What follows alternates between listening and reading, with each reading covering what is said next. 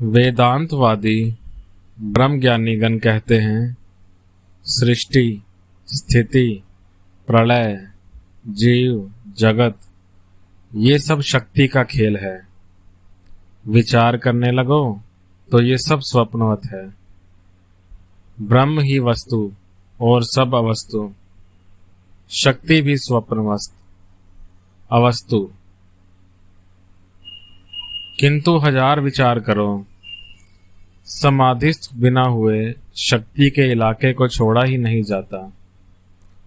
मैं ध्यान कर रहा हूँ, मैं चिंतन कर रहा हूँ, ये समस्त शक्ति के इलाके में है, शक्ति के ऐश्वर्य के मध्य है। जब ही तो ब्रह्म और शक्ति अभेद है। एक को मान ले तो अन्य को मानना ही पड़ता है। जैसे अग्नि और उसकी दाहिका शक्ति। अग्नि मान लेने पर दाहिका शक्ति माननी ही पड़ती है। दाहिका शक्ति के बिना अग्नि का विचार भी नहीं होता और अग्नि को हटाकर दाहिका शक्ति का विचार भी नहीं होता।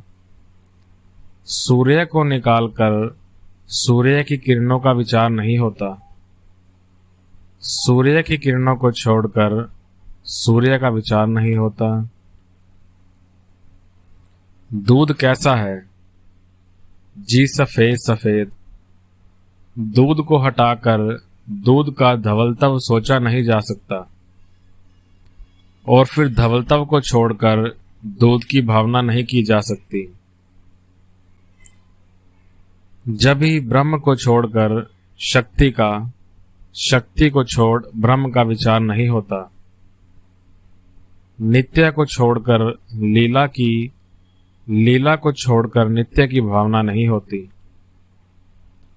आध्या शक्ति लीलामयी, सृष्टि स्थिति प्रलय करती है।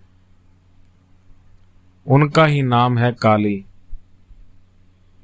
काली ही ब्रह्म, ब्रह्म ही काली, एक ही वस्तु। जब वे निष्क्रिय हैं, सृष्टि स्थिति प्रलय कोई भी कार्य नहीं करती। जब यह बात सोचता हूँ तब उनको ब्रह्म नाम से कह देता हूँ। जब वे ये सब कार्य करती हैं तब उनको काली कहता हूँ, शक्ति कहता हूँ। व्यक्ति एक ही, नाम रूप भेद। जैसे जल, वाटर, पानी। एक तालाब के 3-4 घाट हैं। एक घाट पर हिंदू लोग जल पीते हैं, वे कहते हैं जल। एक घाट पर मुसलमान लोग जल पीते हैं, वे कहते हैं पानी।